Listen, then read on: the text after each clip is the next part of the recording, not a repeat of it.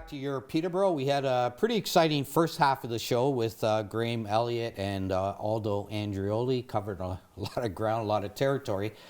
But I want to tell you about my guest right now, and I'm delighted she could join us. Patti Kimball is a resident of Bridgenorth and author of Siren on Repeat, What My Best Friend's Death Taught Me About Hope and Grief. Welcome, Patti. Thanks so much for inviting me here today, Paul. I appreciate it. Great to have you here. It was back in the winter of 1988. Your friend April McIntosh died suddenly, collapsing in the snow not far from her Peterborough home. Before we get into your book and the messages it conveys, just tell us a little bit about your relationship with April back then. Teenage friends, and what she was like. I understand you guys first met at King Edward Public School. Right. Yeah, tell us about that. Well, when I showed up in King Edward, it was in grade 6, and it's a very small school, so it's torn down now. The YMCA is currently there, right, where the school used to be, and it was very evident right from the get-go that April was an extremely well-liked person. She just had this magnetic personality. And the way that she was as a friend, she was so fun, she was outgoing, and she was so loyal. What made you guys good together? What made it click? Well, we had common interest in the fact that we just loved music, we loved dance, and we would be able to just share our deepest, darkest secrets, and there was a trust that was present all the time. Yeah. She could tell me anything, I could tell her anything, and you just knew that at the end of the day, I would have her back and she would have mine, and that is so important in friendship. Yeah, and I'm sure for many of our viewers, we can all relate to that special person in our life at a young age, in our teen years. Long before that trust gets eroded or we get jaded as we grow older, those are genuine feelings and genuine relationships, which make them all the more special, right? Absolutely. No one expects to lose a friend at that age. It just comes out of the blue and it hits you like a ton of bricks. Tell us how April's passing affected you at the time. Oh, it was horrible. Absolutely just terrible. It's something that instantly crushes you. All of, like myself and our other friends, we all understood that she had a heart condition. Mm-hmm. But we never gave it much thought. We continued to live life the way that we would. We had fun and we did all that. And I went from being this carefree kid to all of a sudden being thrown into the realization that life can happen it can end as quickly as it starts. Yeah, it's a reality check, I guess, right? So. There's no two ways about it. Yeah. It is an instant reality check. In terms of emotions, was it sadness, obviously, but right, a little bit of anger, maybe even too? I was feeling a combination of everything all at once. So the anger, the sadness, the guilt, and blame, and it was just this recurring roller coaster of, one day I was going to be riding the anger train, and the other day it was going to be sadness, mm-hmm, and it was tough, mm-hmm, really tough. Did that range of emotions catch you by surprise that you recall, like it was so overwhelming that you kind of take a step back and say, whoa, I didn't, Yeah, I didn't really understand at the time how terrible and how painful that grief really was, mm-hmm, until I was in it. I guess like anybody else, and I'm making the assumption, maybe it was otherwise and you can let me know. Did you find strength in being with your other friends? Like, was there a good support group that way? Oh, absolutely. Yeah. King Edward was such a unique community on its own, mm-hmm, and we banded together, and 100% we were all stronger together. We held each other up through all 3 wakes and the funeral and the internment. Now, from the outside looking in, and if you haven't experienced the loss of someone and you're kind of with somebody who has, it's often hard to comprehend the depth of their grief, the depth of their loss, unless you've actually experienced it. Obviously, this stayed with you for a number of years afterwards. And in your book, Siren on Repeat, you kind of take readers through your journey. Right. Can you describe that journey? I know there's probably many different facets to it, but how did it evolve from the time that April passed, as the years went on? It was a lot of processing, and it was trying to just figure out how I felt from day to day, because as a teenager, I went from being carefree and in my adolescent days to all of a sudden being thrown into having to deal with shock and trauma and figuring out how I was going to put one foot in front of the other on a daily basis, because the week that she passed away was turnaround week. So at that time in high school, we had a week off in between exams, and she died during that week. The following week, we were starting second semester, and all of us were expected to just show up and continue on. Yeah. And it was a tall order. Yeah, there's a big void there for sure. You know, for sure. Yeah. So I spent a lot of time writing and processing my feelings in order to just be able to get them out. For sure. Was it, or I think it was, but to what extent was April's passing and the emotions you were feeling debilitating? How did they affect you in other ways? Like, was that always a thought on your mind every day, her and the good times that you had? And like, how did it affect you in other facets of your life? Well, not a day went by without missing her. It was just part of the daily thoughts that were going through my head. Now, like, I still continued to do the activities that I did. I was an avid sports player, and I was still very involved. I had a great group of friends that would call, and we would still go out and go to the movies, and I had a wonderful support team, but it was hard day in and day out. It felt like when I left my house, I was holding my breath and I was pretending that I was fine because I had no choice. And then when I would go home and I would just close the door behind me, I could breathe. Yep. And then I would just let it all out. And most of the time, I would go upstairs and I would just get my paper, my pen out, and I would just be writing every single thing that I felt down. Did you keep all that? I did. Yeah, yeah. And, Yeah. Which brings us to your book. Yep. I think it's kind of a crazy question, but I know what the motivation was to write it, but maybe the question is, how difficult was it to express what you've been feeling all these years and commit that to paper? And take me through that thought process and the decision to even do that. Yeah, so it was easy for me in the sense because I'd been practicing writing my thoughts and my feelings down and getting really in tune with how I felt. And I did that through poetry. Now, keep in mind, no one else was reading it except for me. Yep. So when I started to have that nudge, every single time I would write a poem and I'd think, okay, I got that out. Finally, it came down to, I have more to say. And I think I'm going to have to write this story because it could help someone else in a similar circumstance. And who am I to hide all that? Yeah.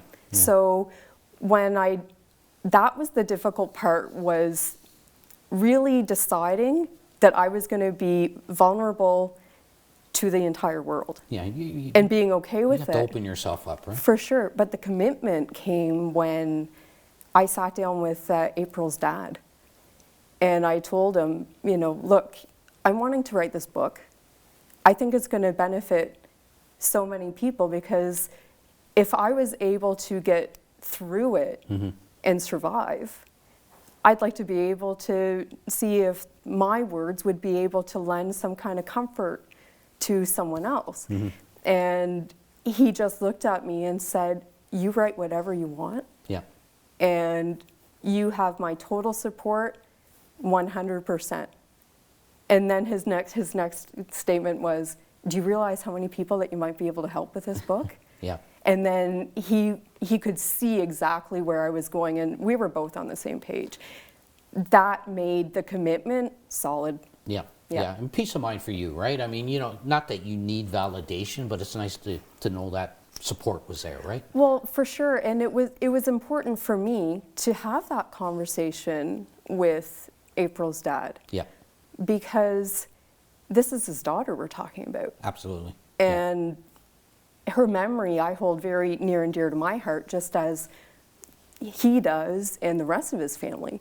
So For sure. it was extremely important to be able to have that, because once he said, yeah, absolutely, then I didn't have writer's block. Right. Right. Yeah. There's been countless other books on grief and loss. I mean, you walk in the chapters, you see shelves of them, right? What sets Siren on repeat, which we have here, people can see it. I think the graphic went up on the screen, but Oh, okay. What sets it apart, you think, from some of those books, or does anything set it apart, really? Well, each author that writes about grief and loss, they do it in a wonderful way. And every author has a different approach. What sets my book apart is that I take my most raw and tender moments and I explain the lessons that I learned through my memories, and I do it in a narrative nonfiction storytelling fashion. And I really wanted to be able to engage the reader and talk about really hard emotions such as guilt, blame, and regret, and put it in some relatable fashion. And it's, as opposed to, these are what the stages of grief are, and this is what you need to do. Because the reality is everyone's grief journey is unique. Absolutely. And it's their own, and no one can really tell you how to do it. But I wanted to be able to write something where the reader would be left with something that was heartfelt, helpful, and an empathetic guide for them to be able to process their own grief and create their own path.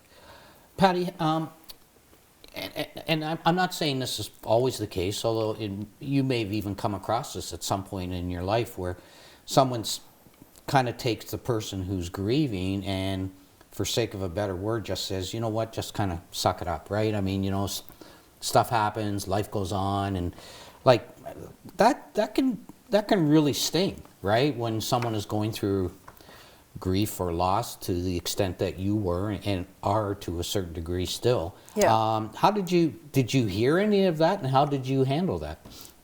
Oh, I heard that a lot. And it's hurtful.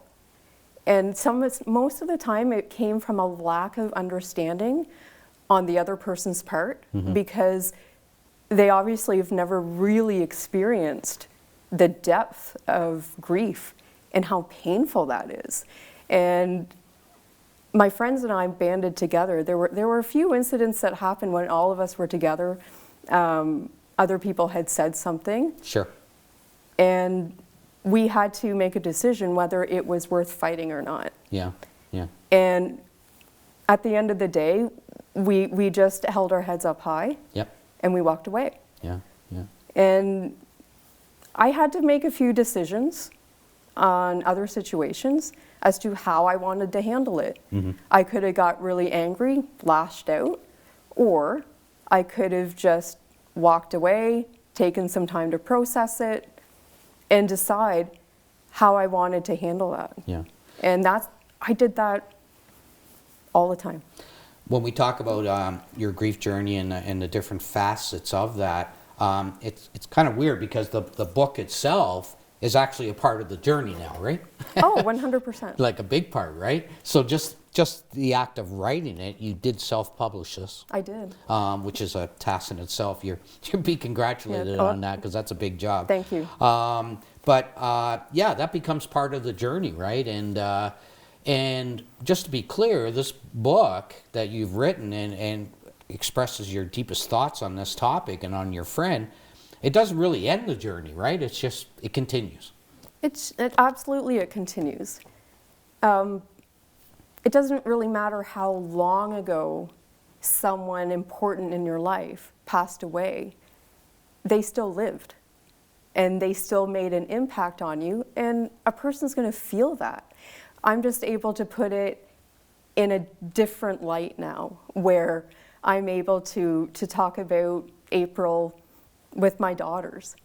And April's name is just household common knowledge in my home. Mm-hmm. And my girls asking me about her, and they feel so connected. And that's a really important thing. Yeah, so, totally. Of course, when you think back to certain painful moments, it hurts. Yeah, sure. For sure, because you can still feel it. Kind of takes you back all those years, right? Oh, well, absolutely. Yeah. But in order for me to be able to express and have the reader be really involved and to have them feel it along with me, mm-hmm. I had a box of Kleenex that sat on my desk as I wrote. And it's a book too, I'm assuming that there was a certain point in your life, and that could have been 10 years ago, 20 years ago, whenever, where you wouldn't have been able to write this only because maybe the pain was greater, with time. Yeah. Supposedly, they say, things start to ease a bit. Maybe you can tell me differently, but I guess what I'm saying, this was the right time for you to do this now. Absolutely. If I tried to write that in my 20s, I didn't have enough life experience behind me. Right. I hadn't had enough time to process everything and reflect on how to be able to be okay with to live my life. Yeah. Because it was really difficult knowing that I was still continuing to live my life, mm-hmm. and her life ended so quickly. Yeah. Yeah. And at a young age, and that part was hard, for sure. Were there points where you thought to yourself, this is crazy. I can't be thinking about, April all the time and having these thoughts, and you kind of self-evaluate yourself? Did those doubts kind of enter your head about your own stability around that? Oh, like all the time. Yeah. But I realized that I'm human. Yep.